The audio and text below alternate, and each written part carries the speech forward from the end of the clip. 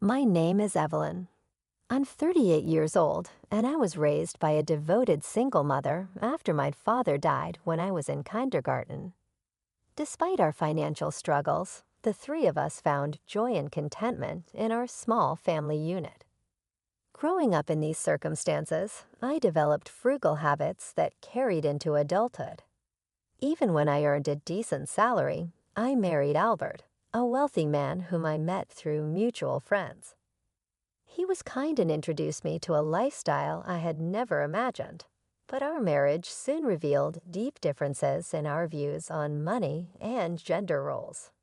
Albert envisioned a traditional home where I would be the homemaker, but I was committed to maintaining my career and financial independence. Before we married, Albert had hinted at his desire for me to take on traditional domestic roles. Still, I made it clear I wanted to continue working, at least until we decided to start a family.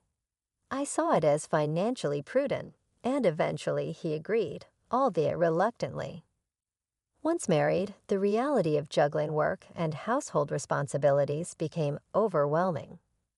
I was a full-time employee, yet my days were filled with endless chores, leaving us little time to nurture our relationship. Albert, on the other hand, settled comfortably into the role of a traditional husband, contributing nothing to the household chores. He would come home to enjoy dinner and relax while I managed everything else.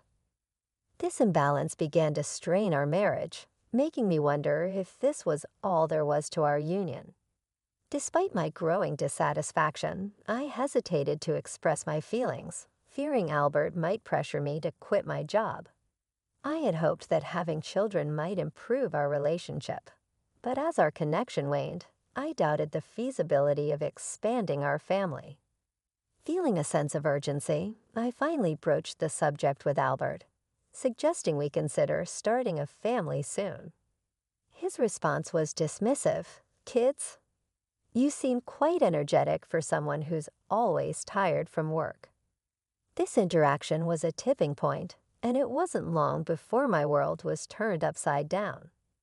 During a business trip, Albert unexpectedly announced his intention to divorce me. He had also secretly married his lover and shockingly accused me of marrying him only for his money. He demanded that I relinquish any claim to our shared properties. Facing my indifferent husband, who had shown me nothing but disdain since our marriage, led to his unraveling and a rapid descent to rock bottom. Our confrontation opened my eyes to the harsh realities of our relationship and the challenging road ahead amidst our household duties and work responsibilities. I approached Albert about wanting to start a family, although we hadn't been married for very long. Being over 32 made me acutely aware of the biological clock women face.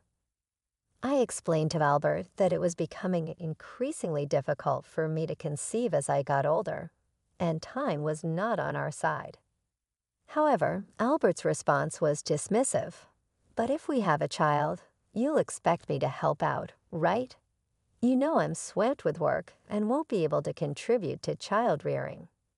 His outright refusal to participate in raising our future children, even before they were born, struck me as odd. I intended to handle it mostly on my own, but I hoped he would at least show some willingness to help, considering it would be his child too. His stark reply was, "Child rearing is your job. I'm working to support the family, so I definitely won't help with the kids.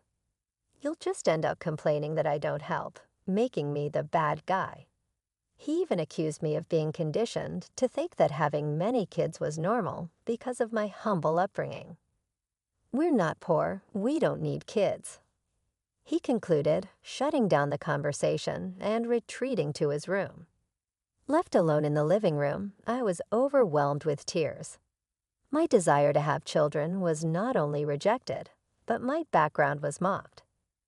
After this confrontation, our relationship quickly deteriorated. We barely spoke, and the dream of expanding our family seemed even more unattainable.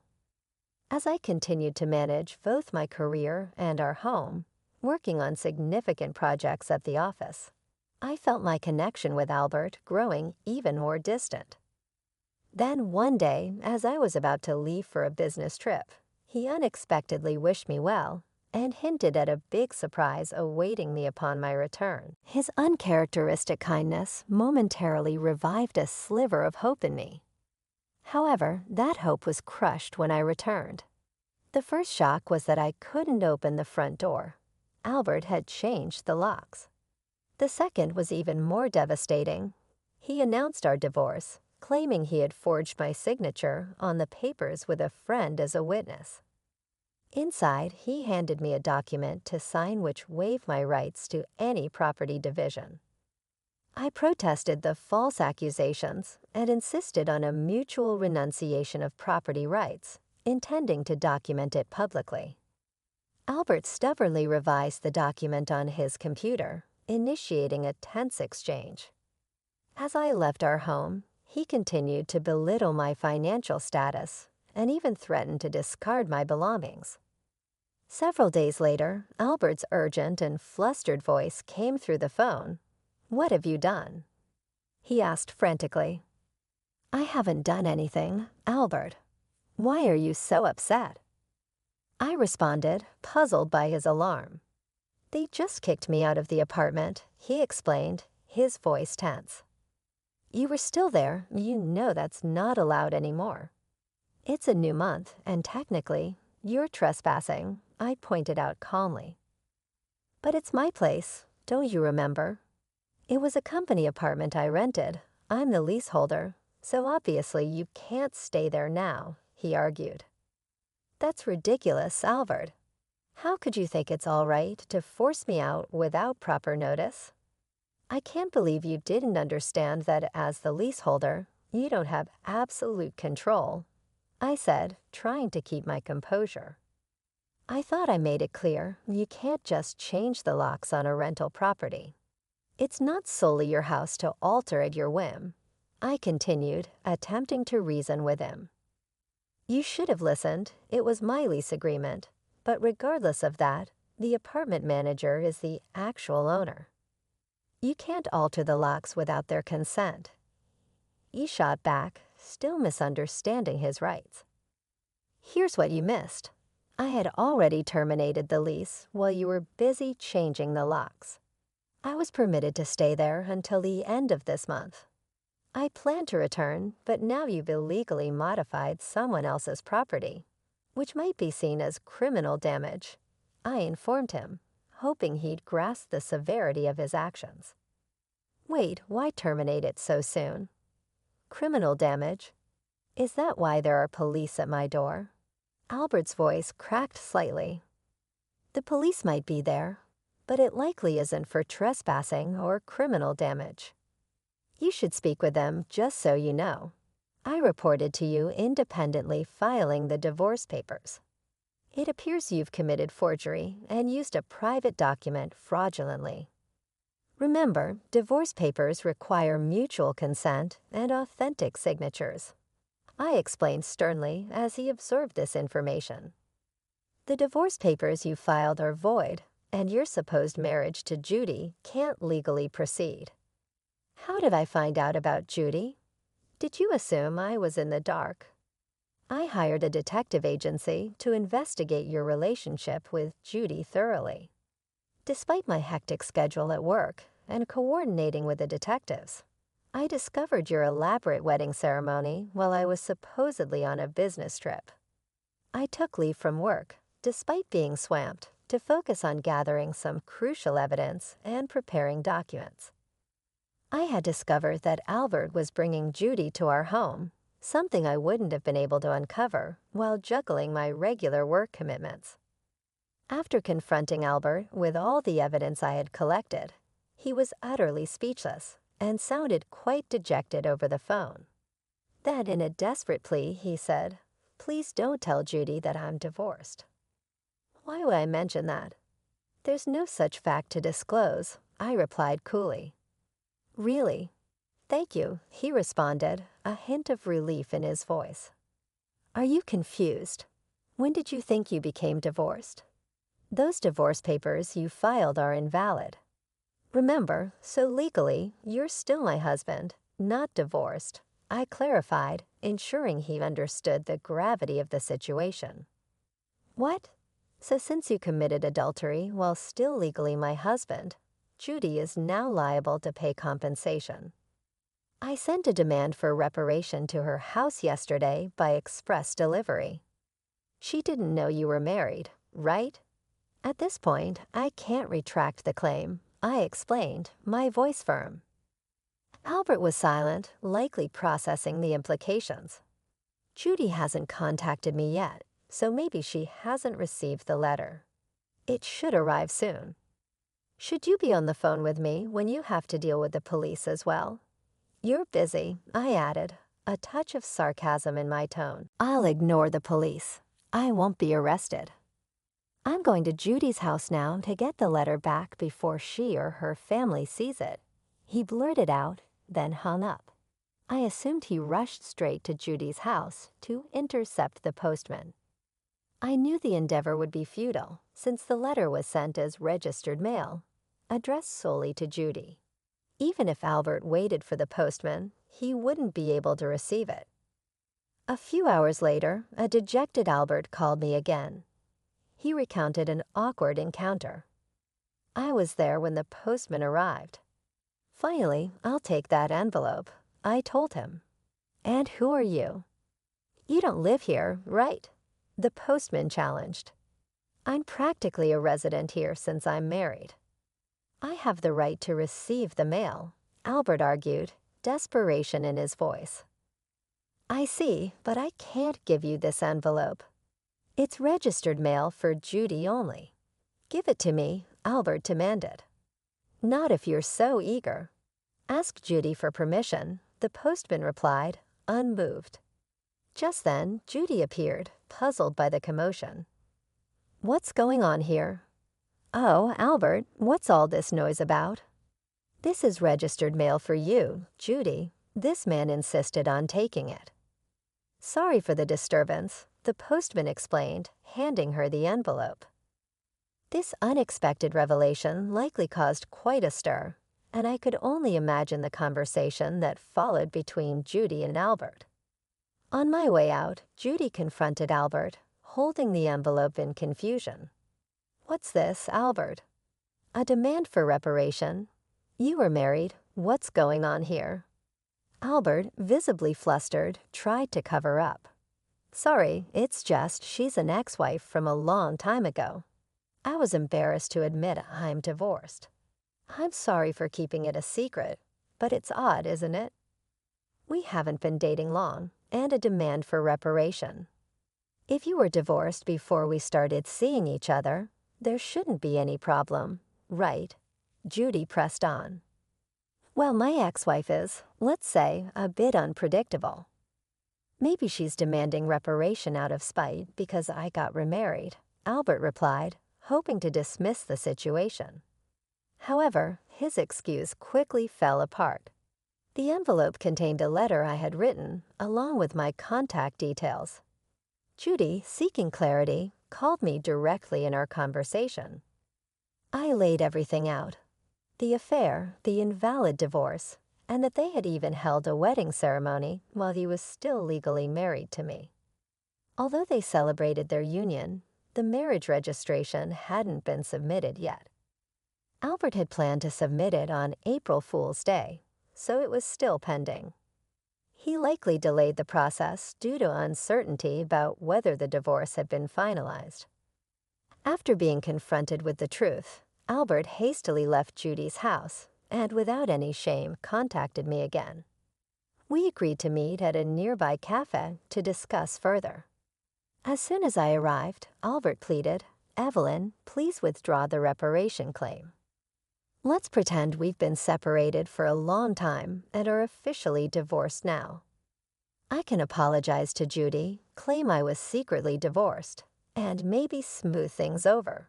You think I'm desperate to stay married to you? I was planning to file for divorce anyway, but since you cheated, you'll pay reparation. He countered, firm in his decision. Just trying to extort money from me, huh? Typical of someone with a poor spirit. Albert snapped, reverting to insults. Depending on my response, everything can change. There's still an option where we don't divorce. If I say no, you can't reject it, meaning you can't marry Judy, and your marital status will be exposed, I explained, laying out the consequences. Fine, I'll pay the reparation. Just divorce me now. Sign here, he said, resigning to the situation. And about property division, how much more do you want to take from me?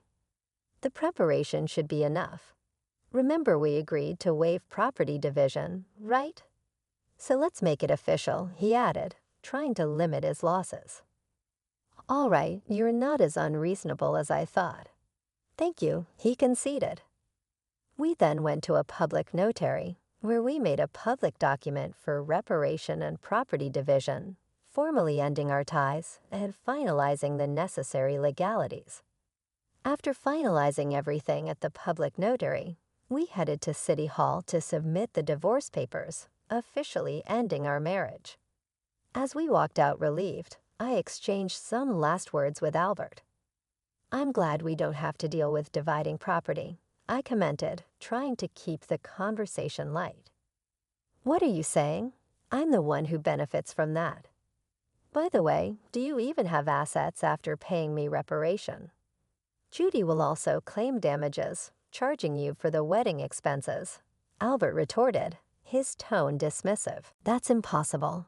I'm marrying Judy. She can't claim that we're divorced now, so there should be no problem. He continued, clearly still entangled in his narrative.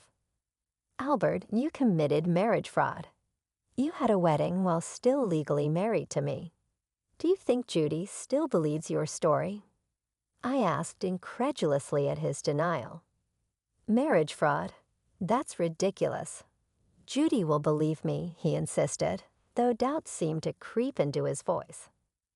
Believe that if you want, but I heard from Judy directly. Also, word the guests at your wedding paid actors. You still owe them, you know, I added, revealing more of his deception. You know about that. I haven't paid them yet. What does it matter to you? You could have just taken property division and been better off, he snapped, frustrated. That's what I wanted to tell you. Even if we had divided property, you would have benefited more.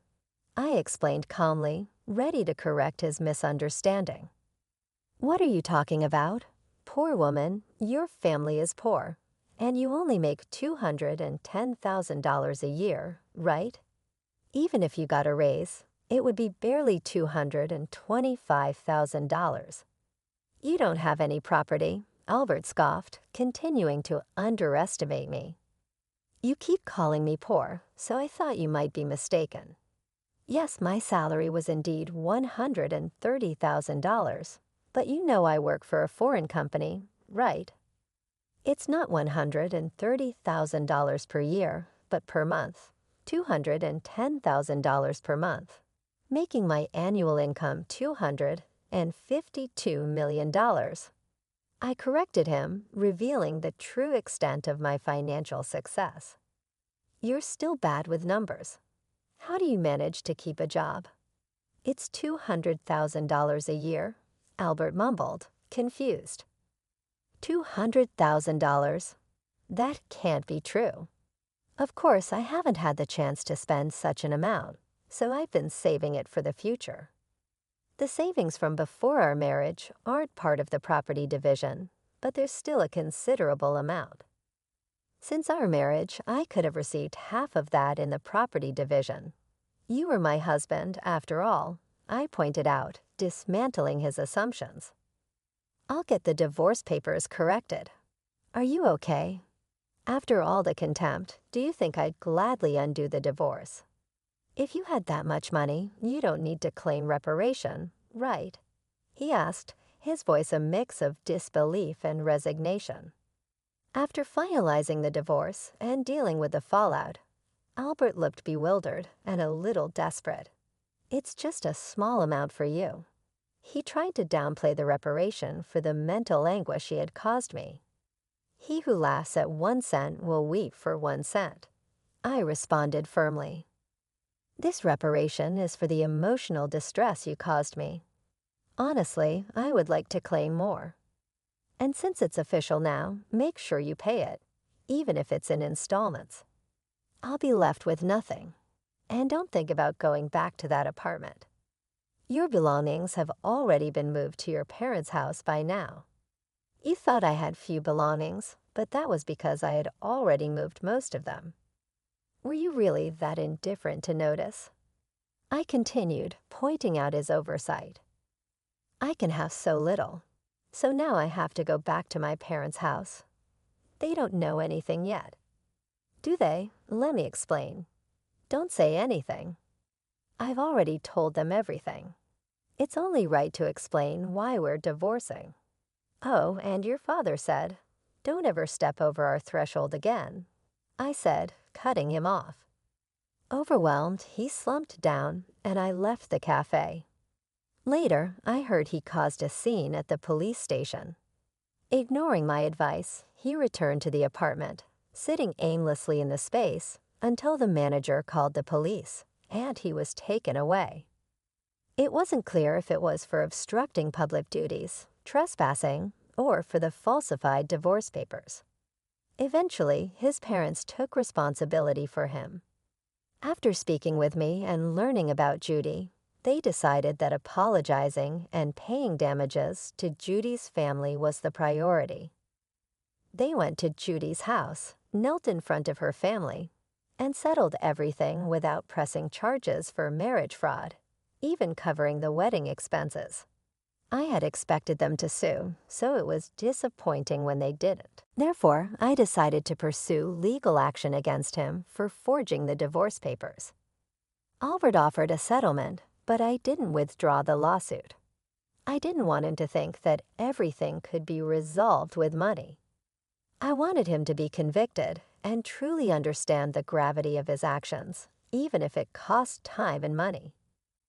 I handed everything over to my lawyer, so it wasn't too burdensome for me. Despite it taking time, Albert was exposed for his actions and the marriage fraud. His company couldn't keep him on after he was detained by the police and subsequently absent without leave.